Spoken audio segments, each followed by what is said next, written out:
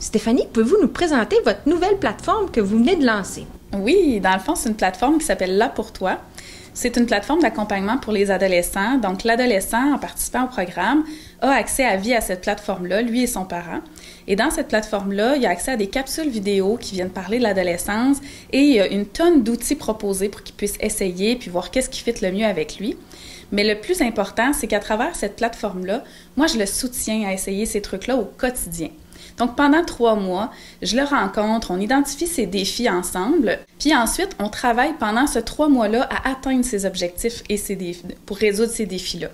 Et donc, il peut m'écrire, m'envoyer un message vocal ou message texte pour me dire « Aujourd'hui, c'était plus difficile, j'ai pas réussi à faire ça. » Puis moi, je donne un feedback direct, on décortique ensemble, on change la perception, puis on essaie de mettre en pratique les outils. Parce qu'on sait que c'est facile de retourner dans nos vieilles tracks, de retourner dans nos vieux patterns, nos vieilles habitudes. Fait que moi, je l'aide vraiment à rester focus, tu sais, pour pas justement perdre ce rythme-là.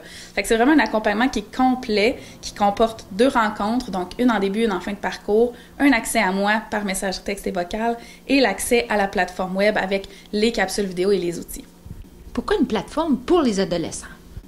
Bien, je trouve qu'il y a beaucoup d'accompagnement pour les parents, de ce que je peux observer. Pour les adolescents, il y en a peut-être un petit peu moins de ce type-là. Tu sais, je vois beaucoup de coachs en ligne parental, qui ont justement des programmes d'accompagnement comme ça pour les parents. J'ai moi-même d'ailleurs utilisé un de ces coachings-là pour les parents. Et je trouvais la formule vraiment intéressante parce qu'il y a un aspect qui est plus autonome, où est-ce que la personne va chercher ses propres outils, va faire ses propres réflexions, mais il y a un accompagnement de la coach, de l'intervenante, qui vient vraiment l'aider dans ses enjeux personnels à lui.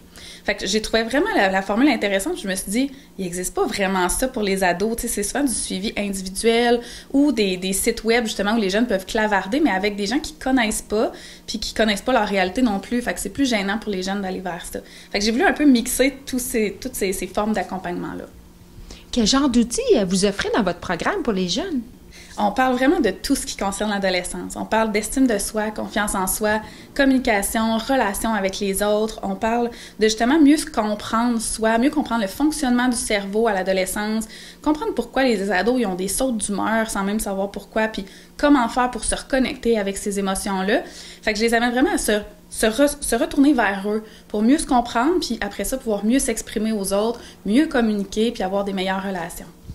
Vous offrez des séances de méditation, mais ça serait quoi les bénéfices pour les jeunes? Bien, encore une fois, je trouve que les ados, moi, j'entends souvent le mot apprendre à gérer ses émotions, à contrôler ses émotions. Puis moi, je dis, il faut que tu reconnectes à tes émotions, il faut que tu te reconnectes à toi. Tes émotions sont là pour une raison. Ils te disent quelque chose, ils ont un message à t'apporter. Et si tu l'écoutes pas, ce message-là, il va revenir de façon plus insistante. Comme un voisin qui cogne à la porte, là, puis il veut t'apporter un message, bien si tu dis tout le temps « Ah, laisse faire, j'ai pas le temps, ah, je veux pas t'entendre », à un moment donné, il va être plus persistant, puis il va peut-être être plus agressif, là. Il y a un message à t'apporter. Fait que moi, j'amène les ados à se recentrer sur eux, puis souvent, ils cherchent des réponses à l'extérieur alors que les réponses sont à l'intérieur. Quand ils apprennent à aller chercher leurs réponses à l'intérieur, puis à faire sortir ces forces-là, ces capacités-là qu'ils ont à l'intérieur d'eux, c'est fou les changements qu'on voit. Avez-vous d'autres genres de séances que vous offrez aussi? Bien, j'aime beaucoup utiliser plusieurs approches. Fait qu'on parle de méditation, bien, c'est des visualisations qui sont guidées, qui sont vraiment en reconnexion à soi, au ressenti. J'aime beaucoup utiliser les techniques d'impact parce que ça parle beaucoup en images avec l'inconscient. J'aime justement la programmation neurolinguistique. On vient travailler avec le corps et l'esprit en même temps et l'inconscient pour créer des changements justement dans l'inconscient. L'approche orientée vers les solutions pour amener l'ado à voir que on reste pas focus sur le problème, mais on se tourne vraiment sur la solution, puis qu'est-ce qui existe déjà comme force puis comme solution à l'intérieur de lui. Donc, j'aime vraiment comme combiner un petit peu toutes ces approches-là pour avoir un éventail le plus grand de services. C'est quoi votre approche avec les adolescents?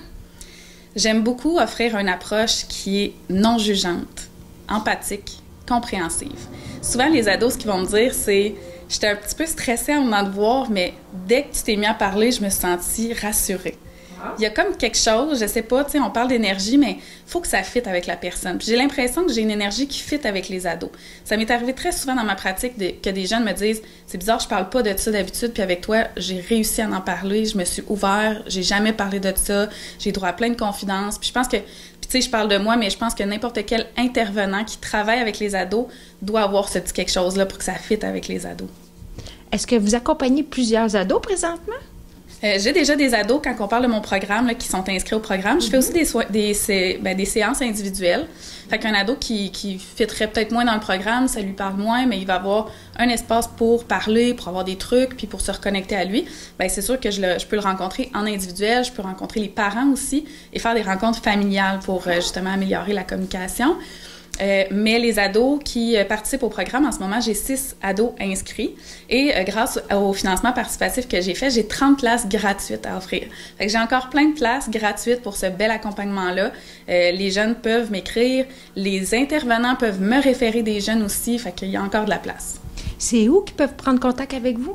Ça peut être sur mes différents réseaux sociaux, donc Stéphanie D. Intervenante, Facebook, Instagram, TikTok. Sinon, sur mon site web, stéphaniedesharnais.ca, j'ai toutes les informations aussi et mes informations de contact. Puis, comme je dis, ça peut être le parent, ça peut être l'ado directement, ça peut être l'intervenant qui entend parler de ce programme-là, qui dit « Aïe, j'ai des ados à mon école, dans mon caseload ou dans mes suivis que je pense que ça pourrait être bénéfique pour eux. » L'intervenant peut simplement, puis honnêtement, en ce moment, c'est ça. C'est des ados qui m'ont été référés par des intervenants. Fait que je pense que c'est une belle formule. L'intervenant peut simplement demander l'autorisation à l'ado et aux parents de me transmettre leurs coordonnées. Puis moi, je les contacte, puis on prend un rendez-vous, on regarde un petit peu, est-ce que ça peut fitter avec l'ado, avec sa réalité, ses besoins. Puis si oui, bien, on embarque dans le programme. J'ai envie de dire aux ados que l'adolescence, c'est tough, mais que c'est une phase. Puis c'est pas parce que c'est une phase qu'il faut attendre que ça passe. Ça se peut que cette phase-là soit dure en ce moment, mais il y a moyen de la rendre plus légère puis plus le fun. Fait que moi, je veux aider l'ado à traverser l'adolescence avec justement un petit peu plus de légèreté.